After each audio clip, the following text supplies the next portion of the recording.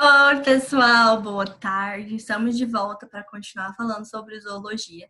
E hoje a gente vai falar de dois grupos muito interessantes que eu tenho certeza que vocês já tiveram contato com pelo menos algum desses bichinhos, que são os moluscos e os anélidas. Então, são grupos aí formados pelas minhocas, pela sanguessuga, pela lula, pelo polvo, pela lesma. Então, são grupos bem interessantes, com características bem tranquilas. Então, é muito tranquilo estudar os dois em um vídeo só, beleza? Então, vamos lá? Vamos juntos nesse conteúdo super legal? Deixa eu colocar aqui. Então, pessoal, a gente vai começar a falar sobre os anélidas. Quem são os anélidas, né? É, a atração principal desse grupo que vocês conhecem com grande facilidade são as minhoquinhas, tá? As minhoquinhas que vocês usam para pescar, são super interessantes também para ajudar no substrato, para fazer aí o processo de decomposição. As minhocas, então, elas fazem parte desse grupo. E por que chama anélidas? Porque a gente vai ver que eles são formados por anéis, né, que são esses segmentos. Então, por isso que eu chamo anélidas. A gente consegue ver a segmentação aqui bonitinho. Então, vamos lá. O que são, né, esse grupo? O que é esse grupo? Eles são invertebrados, ou seja, não tem uma coluna vertebral, não tem a formação de coluna vertebral, tá? Tem o corpo mole, então eles são moles, eles são alongados. Opa, meu fone caiu.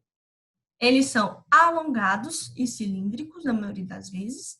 E o corpo é dividido por anéis, em anéis. Então, por isso que é anélida, tá? E a gente consegue ver uma nítida segmentação nesses organismos. Então, a gente consegue ver a divisão certinha por todo esse organismo bonitinho.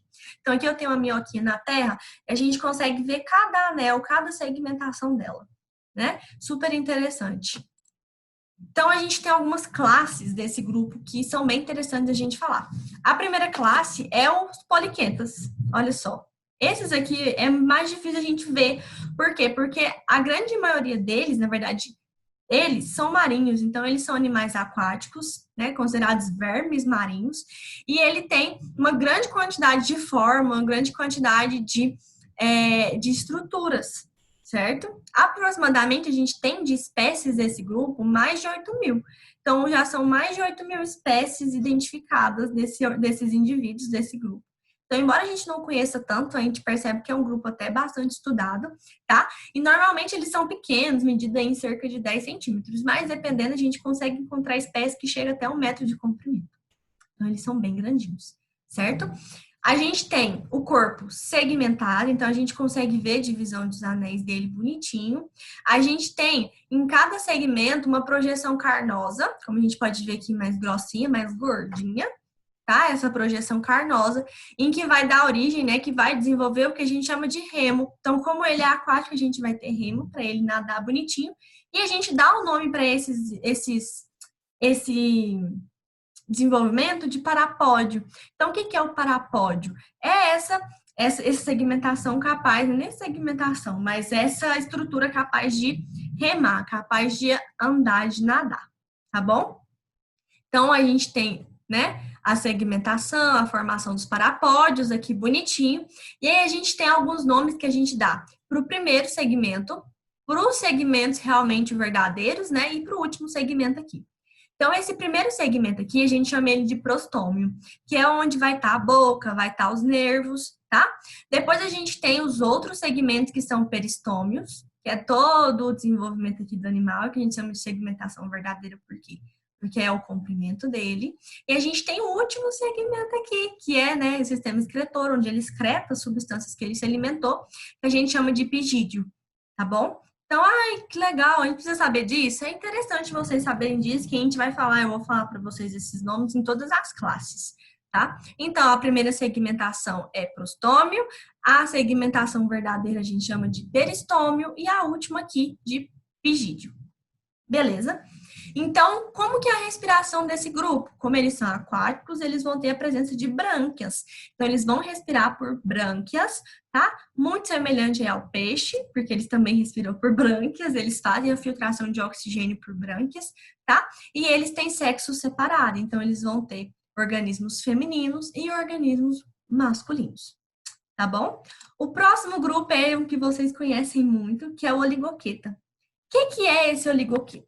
O oligoqueta são as minhocas que vocês conhecem demais na conta, eu tenho certeza absoluta. Então, as minhocas, a gente tem nesse grupo aí que elas fazem parte, né, o oligoqueta, mais de 3.000 espécies conhecidas. Então, é só a minhoca? Eu coloquei a minhoca aqui porque vocês têm contato, né? Vocês veem a minhoca na fazenda, quando vai pescar. Então, é mais fácil de vocês identificarem as estruturas que eu vou falar agora. Ela tem uma segmentação bem desenvolvida, então a gente consegue ver na minhoca toda a segmentação de anéis dela com grande facilidade, tá bom?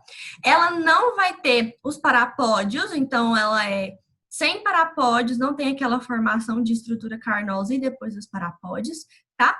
E elas possuem poucas cerdas. É interessante falar isso porque o nome poliqueta e oligoqueta vem de cerdas. Então, quando a gente olha esses animais, a gente consegue ver vários pelinhos aqui, que são muitas cerdas. Então, por isso que a gente chama eles de poli, quer dizer que tem muitas cerdas. Já os oligoquetas quer dizer poucas, tá? Poucas ou nenhuma cerda. Então, as minhocas, elas não possuem parapódios e também não possuem cerdas, tá bom? A gente tem uma glândula diferenciada nessas minhocas, que é muito interessante, que é essa daqui, ó. Acho que vocês já devem ter observado isso aqui na minhoca. E ela tem uma função específica que é produzir muco. E para que a minhoca precisa produzir muco, professora? Ela precisa produzir muco para reprodução, tanto para a cópula quanto para a secreção do casulo, onde ela vai postar os ovos. Então, eu vou mostrar para vocês mais para frente uma imagem, e vocês vão entender por que eu falo que ela vai postar os ovos nessa secreção. Ela forma uma bolsa onde ela vai recolher esses ovos após a fecundação para eles ficarem protegidos. Então, é muito interessante ela ter essa glândula aqui específica, que a gente chama de clitélio, tá? O clitélio, então, nada mais é do que essa glândula que produz muco, tá bom? Outra característica importante desse grupo é que eles são hermafroditas, então eles têm os dois sexos, mas a reprodução é cruzada. Então, quer dizer que eles não se autofecundam, eles precisam de outro parceiro para acontecer a fecundação. A gente já viu isso, né, no outro conteúdo. Então, eu vou ter dois indivíduos que vão se autofecundar. Na verdade, que vão se fecundar, né? O próximo grupo, que vocês também já tiveram contato com eles alguma vez na televisão, em algum lugar, que é o grupo Irudinha.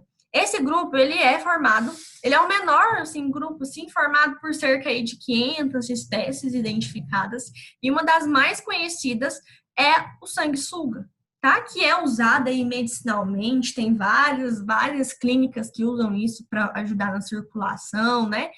Enfim, tem várias funcionalidades. Às vezes a gente vai no rio, represa, nadar, né? E aí a gente pega sem querer sanguessuga, mas o sanguessuga, ele é parte dos anélidas, é um grupo pequeno, não tem parapódios nem cerdas, tá? Eles são totalmente lisos, a gente consegue ver mais dificilmente a segmentação deles, no meu mouse, mais dificilmente a segmentação deles, mas a gente consegue perceber elas ainda, né? E aí eles têm um corpo diferente do que a gente viu até agora, bem achatadinho e mais afilado, tá? E a presença de uma característica muito importante, que são as ventosas, aonde ele se fixa lá para alimentar do sangue. Então, ele tem ventosa, onde ele vai grudar na sua pele para conseguir fazer a sucção desse sangue para se alimentar, tá? Super interessante esse grupo. Coloquei a mão aqui na câmera. Então, aqui eu coloquei a anatomia de uma minhoca porque eu acho mais fácil para vocês identificarem, né? Porque a minhoca é um animal mais comum, tá? Então, aqui a minhoca, a gente tem a boca dela, certo? A gente tem a faringe, esôfago, o papo e a moela que vai ajudar na digestão da minhoca. E a gente tem todo o intestino que vai por todo o comprimento da minhoca. E lá no final, a gente tem o ânus, que faz parte do sistema excretor. Então, o que a gente percebe? Que o sistema digestório desses animais já é bem desenvolvido. Então, eles vão ter boca, vão ter faringe, esôfago, papo, moela, e já vai ter o intestino completinho para liberar para o ânus, o que não é importante para ele. É interessante quando a gente abre uma minhoca para ver como que ela é por dentro, o que ela tem, a gente percebe a quantidade de terra que tem no intestino dela. Porque a maioria das coisas que a minhoca come, né, está no substrato ali onde ela vive. Então, ela vai acabar ingerindo terra. Então, é muito interessante a gente abrir uma minhoca e ver a quantidade de de terra que vai ter em todo o comprimento desse intestino. Se vocês um dia tiverem oportunidade, uma minhoca ao sul, vocês tiverem contato e a gente puder abrir, vocês vão perceber que é bem interessante analisar esse processo. Então, aqui a gente tem outra anatomia. A gente tem aqui, né, os corações. Normalmente, eles têm mais de um coração, tá? Para fazer esse processo de circulação. São corações simples, não tão especializados quanto o nosso. São apenas um órgão capaz de bombear esse sangue dela. Ah, então não é um órgão específico igual ao nosso, por isso que são mais de um, porque para fazer esse processo ainda é muito primitivo, tá? A gente vai ter o ânus dela aqui, todo o sistema circulatório passando por toda a parede aí da minhoca, tá? Por todas as extremidades dela, a gente vai ter veias e vasos sanguíneos passando, tá bom? O sistema nervoso é gangliar, então a gente tem o gânglio cerebral, já mais desenvolvido, que vai aqui para o olho, né, para a cabeça dela, e a gente tem gânglios específicos pelo cordão nervoso, por todo o comprimento da minhoca, que vai por todo o corpo a partir de nervo. Então, já tem um desenvolvimento muito grande também nesse sistema nervoso a partir de gânglios, tá bom? Então, sistema nervoso gangliar. A reprodução, como eu falei para vocês, eu trouxe aqui para vocês verem tanto que é interessante. Então, tem aqui uma fecundação cruzada, tá? 2 indivíduos aqui. Aconteceu a troca de gametas. E o que vai acontecer? Lá no clitelo vai ter a produção de muco para produzir a bolsa onde esses ovos vão ficar.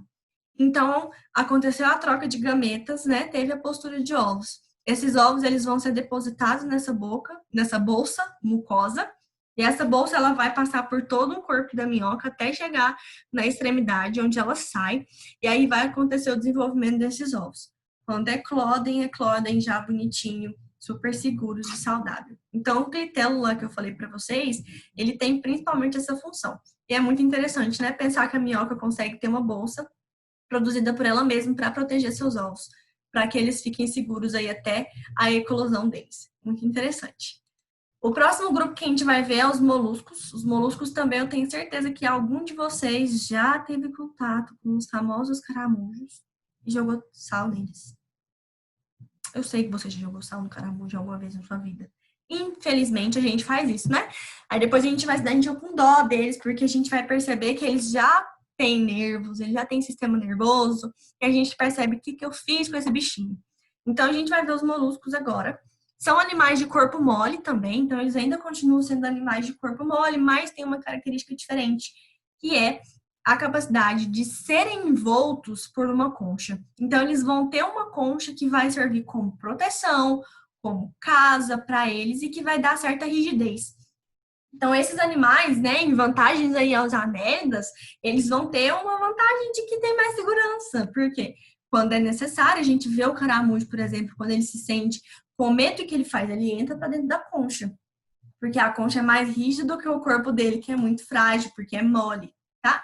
Eles também são invertebrados. Então, aqui a gente tem a lula, a gente tem uma ostra, a gente tem um polvo aqui bonitinho. Aí vocês falam assim, professora, mas cadê a concha da lula e do polvo? Eles são animais que a concha fica na parte interna. Então, a parte interna desses animais vai ter uma concha, por isso que eles são assim, parecem ser mais durinhos, porque aqui tem uma concha, tá? Que também protegem, principalmente, a gente vai ver, né, a parte visceral, onde ficam os órgãos desses animais, tá bom? Então, olha só. Os moluscos, eles são divididos em 7 grupos, mas eu trouxe aqui para vocês os 3 grupos principais que a gente precisa estudar sobre os moluscos. O primeiro grupo é esse daqui, ó. Opa. É esse daqui, o gastrópoda. O que é esse grupo gastrópoda? O que ele é? Ele é representado pelas lesmas e caracóis, tá? E eles têm a circulação aberta com hemocianina. O que é isso, Natália? Circulação aberta. Quer dizer que eles vão ter coração, mas não vão ter vasos para onde esse sangue vai percorrer. Então, o coração bombeia esse sangue para todo o organismo e o sangue volta de forma livre. Então, é aberto em todo o organismo. Então, não tem veias, o sangue bombeia e volta. É como se nosso coração bombeasse o sangue e o sangue percorresse o nosso corpo sem estar dentro de veias, tá? Então, circulação aberta é isso. Quer dizer que eu não vou ter vasos, não vou ter veias, tá bom? Eles são monóicos, fecundação é interna, na maioria das vezes, e o desenvolvimento deles é indireto. Então, passa por fases, tá? Larval até chegar no desenvolvimento do adulto. Beleza? O outro grupo também é o cefalópodes, um grupo muito importante, que é representado pelas lulas e pelos polvos, tá bom? Os cefalópodes, eles têm a circulação fechada, então já vai ter a presença de vasos, não vai ser aberto, como eu tinha falado para vocês antes, também formado por hemocianina. O que é hemocianina, Natália? É o sangue deles. Então, o sangue deles ele é diferenciado do nosso, beleza? Eles são dioicos, a fecundação é interna e o desenvolvimento dos bebezinhos é direto. Então, já nasce quase um adulto, um mini adulto bonitinho, tá bom? E a gente tem os bivalves. Os bivalves, a gente tem exemplo aí as ostras e os mexilhões, tá? Então, a circulação dos bivalves é aberta, também não tem a presença de vasos sanguíneos, então o sangue percorre todo o organismo sem estar dentro de um vaso, e também formado por hemocianina. São dioicos, fecundação externa, desenvolvimento indireto, então passa por fases, e a filtração acontece sem a rádula. Eu vou explicar para vocês o que é a rádula num desenho aqui daqui a pouquinho. A respiração desses três grupos também se diferenciam, principalmente por quê? Porque eles habitam lugares diferentes, habitats diferentes, tá? Então aqui, ó, a respiração branquial, a gente tem as lulas e os polvos. Por quê? Porque eles vivem em ambientes aquáticos, então seria impossível ter respiração pulmonar. Então, eles precisam respirar por meio de brânquias, porque eles são aquáticos. A gente tem os caracóis, que são respiração pulmonar, então eles já têm um pulmão. Olha só que evolução, pessoal. E a gente tem as lesmas, que é a respiração cutânea. O que é respiração cutânea? Na pele. Então, quando a gente vê uma lesma e joga sal nela, o que acontece? Ela não consegue respirar, porque ela respira pela pele. E a gente mata ela por isso. Hip, lesma, triste. Então, a respiração acontece nesse processo. Esses três grupos se diferenciam.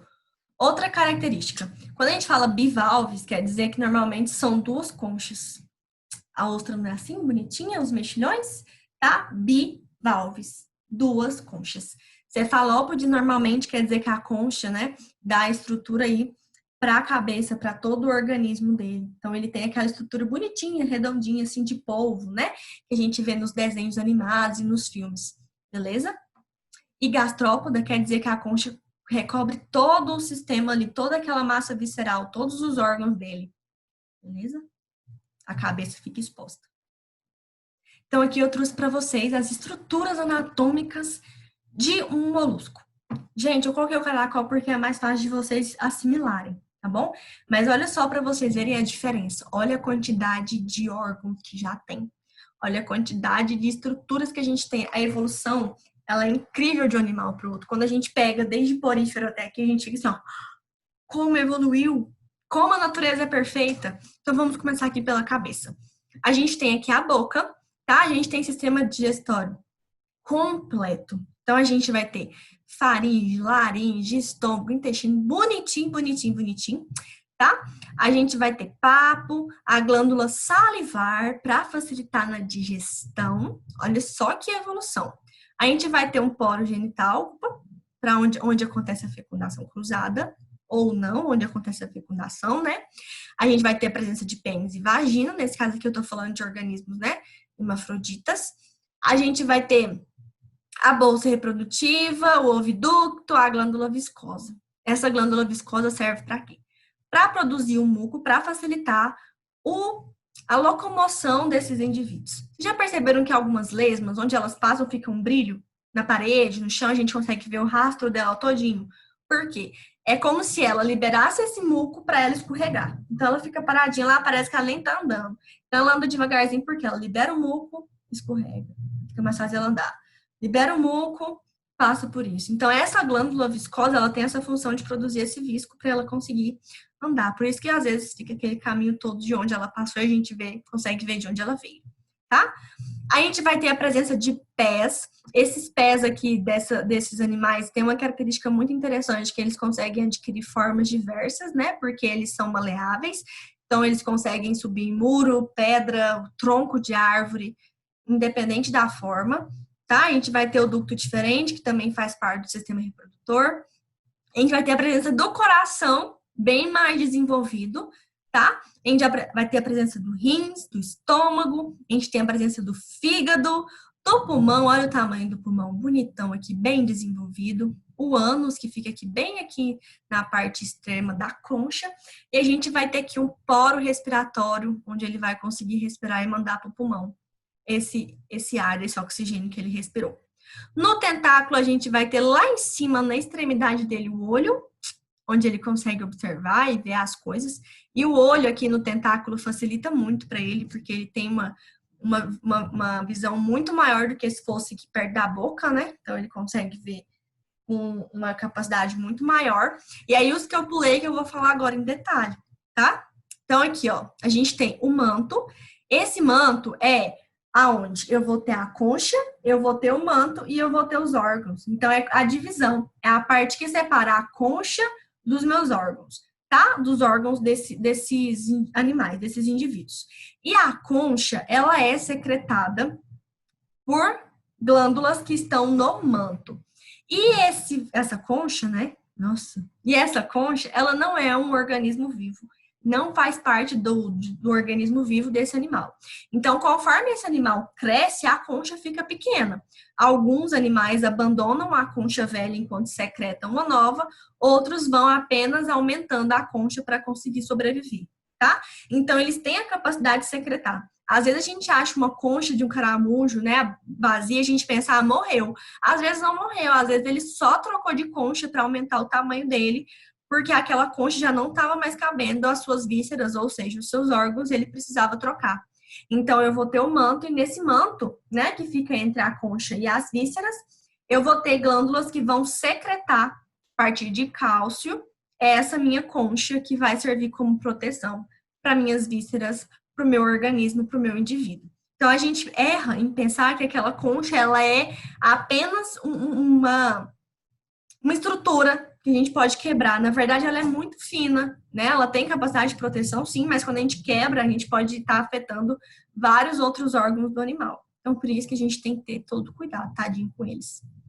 A rádula que eu falei para vocês é uma estrutura incrível que tem nesses animais. Então, na boca dele vai ter uma estrutura cheia de serrinhas, como se fosse uma faca de serrinha, que quando ele vai se alimentar, ele põe ela para fora para rasgar o alimento. Ele literalmente rasga a folha, rasga o alimento que ele está ali se alimentando. E isso vai facilitar entrar pedaços pequenos para ele conseguir fazer a digestão. Gente, isso é incrível.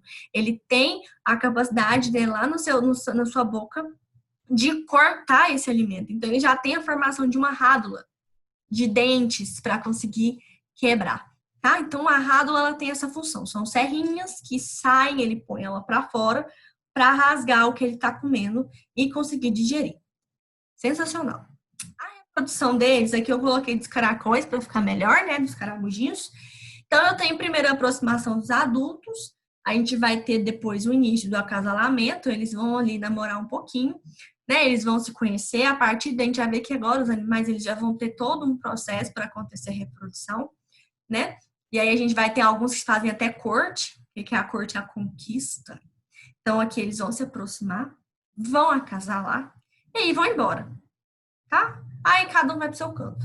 Um vai botar o ovo num lugar, o outro vai botar no outro lugar, posta os ovos e depois a gente vai ter a formação dos filhotes. Sendo de maneira direta, quando a gente tem já os mini adultos, ou indireta, quando a gente tem várias fases.